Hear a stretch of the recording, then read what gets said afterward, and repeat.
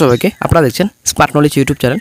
তো বন্ধুরা, আজকে আমরা এই ভিডিওতে আলোচনা করব পঞ্চায়েত নিয়োগের বিজ্ঞপ্তি কবে প্রকাশিত হবে। আশা করি আপনারা সকলেই জানেন এর আগে খুব শীঘ্রই নিয়োগের বিজ্ঞপ্তি প্রকাশিত হবে, এমনটা কিন্তু গুরুত্বপূর্ণ আপডেট পাওয়া গেছিলো। এখানে আপনাদের শূন্যপদের সংখ্যা ছিল 6652। যদিও আপনাদের রেজিস্ট্রেশন প্রসেস কিন্তু অনেকেই কমপ্লিট করে ফেলেছেন। তো রেজিস্ট্রেশন প্রসেস কিন্তু আগে থেকে স্টার্ট হয়ে গেছিলো, তারপর থেকে কিন্তু অনলাইন আবেদন স্টার্ট হওয়ার কথা, কিন্তু কোনোরকম কিন্তু অনলাইন আবেদন স্টার্ট হয়নি। তো এখন বর্তমান আপডেট কি রয়েছে, তো অনেকেই আপনারা জিজ্ঞাসা করেছিলেন, অনেকে আপনারা ফোন করে বলছিলেন, অনেকে হোয়াটসঅ্যাপে মেসেজ করেছিলেন যে বর্তমান আপডেট কি রয়েছে পঞ্চায়েত রিক্রুটমেন্ট নোটিফিকেশনে। তো আজকে আমরা এই ভিডিওতে বিস্তারিত সম্পূর্ণ তথ্য আলোচনা করব।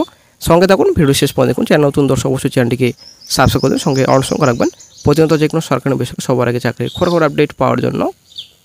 আপনারা অবশ্যই দেখতে পাচ্ছেন এই যে অফিসিয়াল সাইট wbprms.in, এই সাইট কিন্তু নতুন করে ক্রিয়েট করা হয়েছিল। আপনারা দেখতে পাচ্ছেন West Bengal panchayat recruitment management system. তো এই সাইটে কিন্তু অফিসিয়াল নোটিফিকেশন এবং সাইট থেকে কিন্তু আপনারা অনলাইন আবেদন করতে পারবেন। তো এখানে পোস্ট আপনারা দেখতে পাচ্ছেন, এখানে ডিস্ট্রিক্ট ওয়াইজ আপনাদের রয়েছে। এখানে পোস্টে যদি আপনার গ্রুপ ডি রয়েছে, পিওন রয়েছে এবং অন্যান্য পোস্ট রয়েছে, ক্লার্ক রয়েছে, ঠিক আছে। জেলা পরিষদ, পঞ্চায়েত, গ্রাম পঞ্চায়েত সব স্তরে কিন্তু নিয়োগ করা হবে, 3টে স্তরে কিন্তু নিয়োগ করা হবে। বর্তমানে এখন কি আপডেট রয়েছে আমরা চলে আসছি বিস্তারিত। আপনারা অবশ্যই দেখতে পাচ্ছেন কর্মসংস্থান পত্রিকা। তো আজকের 10ই মে, আপনারা অবশ্যই দেখতে পাচ্ছেন 10ই মে স্যাটারডে।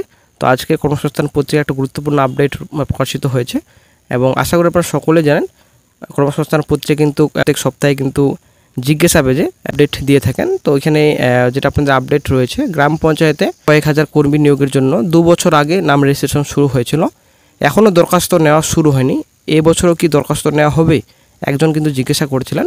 দেখতে পাচ্ছেন গ্রাম পঞ্চায়েতে কয়েক হাজার কর্মী নিয়োগের জন্য 2 বছর আগে রেজিস্ট্রেশন করা হয়েছিল। তো এখনও দরখাস্ত শুরু হয়নি, কবে শুরু হবে এবং এই বছর বিজ্ঞপ্তি প্রকাশিত হবে কিনা একদম জলপাইগুড়ি থেকে জিজ্ঞাসা করেছিলেন।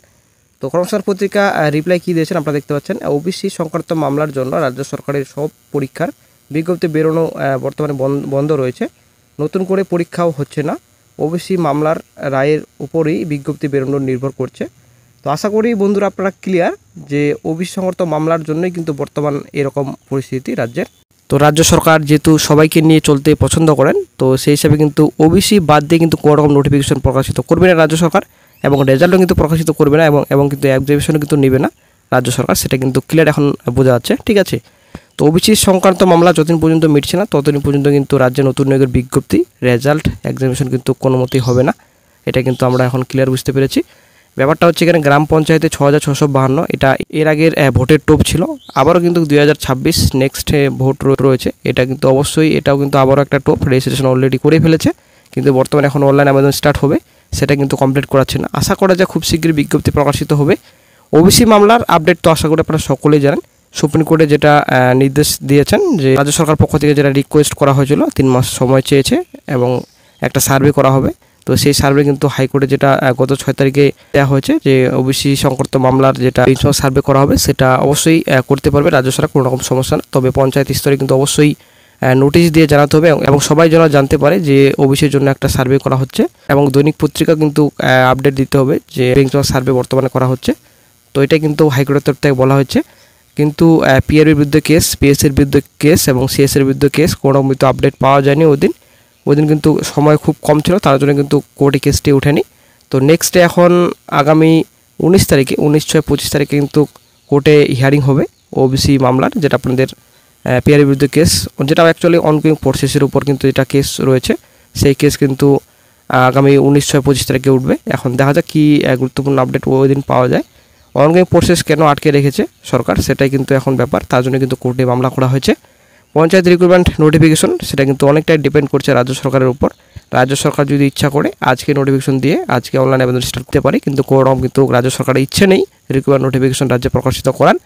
ওবিসি সংক্রান্ত মামলার জন্যই কিন্তু বর্তমানে এখন রাজ্যে রিক্রুটমেন্ট নোটিফিকেশন বন্ধ। কিন্তু বন্ধুরা এখানে একটা কথা, শুধুমাত্র ওবিসি ক্যাটাগরির জন্যই আলাদা ক্যাটাগরি কেন বাদ পড়ছে, কেন সমস্যায় পড়তে হচ্ছে শুধুমাত্র ওবিসি ক্যাটাগরির জন্যই?